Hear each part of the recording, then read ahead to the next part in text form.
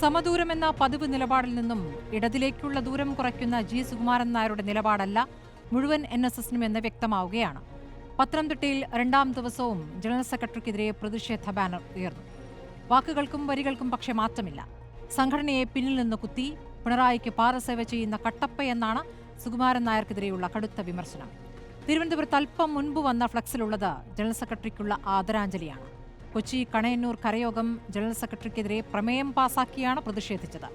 ചങ്ങനാശ്ശേരി NSSലാകട്ടെ ഒരു കുടുംബത്തിലെ 4 പേർ രാജിവെക്കുകയും ചെയ്തു.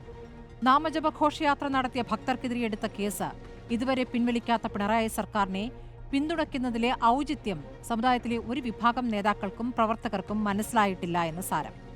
ആചാര സംരക്ഷണം പിണറായി സർക്കാരിൽ നിന്നും ഉറപ്പുകിട്ടിയെന്ന് സുകുമാരൻ നായർ തീർത്തു പറയുമ്പോഴും മന്ത്രി VN വാസവൻ ഇന്ന് ചോദ്യങ്ങളിൽ നിന്നും ഭംഗിയായി ഒഴിഞ്ഞുമാറി. NSSനെ മുറിപ്പെടുത്താതെ സർക്കാരിനെ വിമർശിക്കുന്നതിലായിരുന്നു കോൺഗ്രസിന്റെയും BJPയുടെയും ശ്രമം. മൂന്നാം പിണറായി സർക്കാരിലേക്കുള്ള യാത്രയിലേക്ക് NSS പിന്തുണ ഗുണം ചെയ്യുമെന്നാണ് CPM സംസ്ഥാന സെക്രട്ടറിയുടെ പ്രതീക്ഷ. മാറ്റമില്ലാത്തത് മാറ്റത്തിന് മാത്രമെന്ന് താത്വികമായി പറയുന്നുമുണ്ട് സംസ്ഥാന സെക്രട്ടറി. കരയോഗത്തിൽ ഭിന്നിപ്പോ എന്നതാണ് ചോദ്യം.